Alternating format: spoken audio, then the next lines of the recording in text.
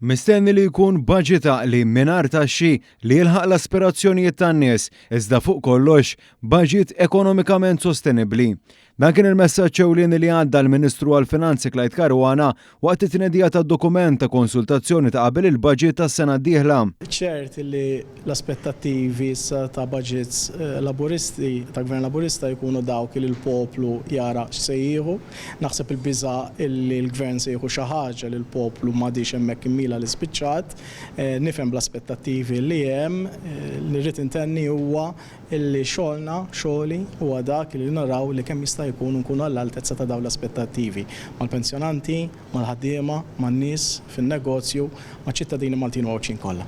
Il-dokument li ġie ppubblikat il-ġimgħa filgħodu ntis biex jagħti ħarsa lejn il-qagħda ekonomika tal-pajjiż li mbagħad iservi bħala il-bażi tal-baġit.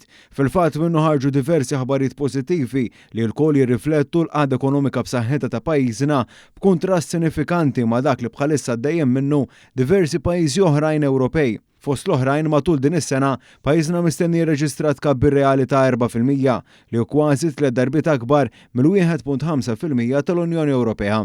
Fil-fatt pajjiżna hu mistenni li jżomm it-tkabbir ekonomiku li esperjenza s'issa. Brabta mal-qasam tax-xogħol intqal kif illum ir-rata tan-nies li jaħdmu hi ta' 84.1% ukoll ferm aħjar mill-75.8% fl-Unjoni Ewropea. Minn barra hekk, ir-rata tal-qatt lokali bi 2.5% ukoll li jinqas mill-medja Ewropea li tlaħħaq il-5.7%.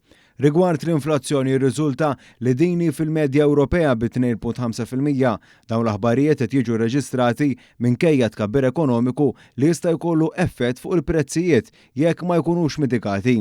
Interessanti l-fatt li l-infiq fuq il-qamħu l-enerġija niżel għalkemm għadu sinifikanti kif naqas drastikament għal 0.7% tal-prodott gross domestiku jew madwar 200 miljun euro illi huwa ferm inqas mill-ammonti li kienu qegħdin jintefqu 3 snin ilu.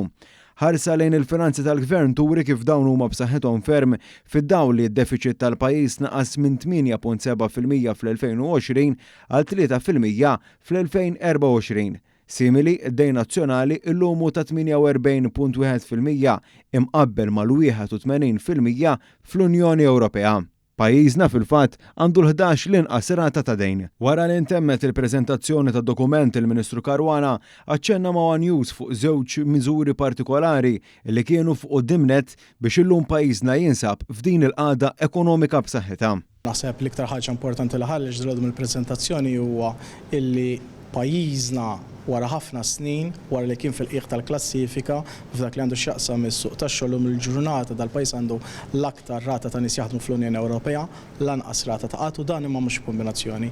U mertu tal-miżuri li ttieħdu numru ta' snin ilu minn l-istess gvern laburista li inkoraġixxu n-nies jidħlu fix-xogħol, imma llum il-ġurnata dan komplejna insostnuh billi ħarisna lill-industrija, ħarisna lin-negozji mid-daqqa fil-prezzijiet tal-enerġija li kien hemm billi komplejna u se nkomplu nissussidjaw il-prezzijiet tal-enerġija.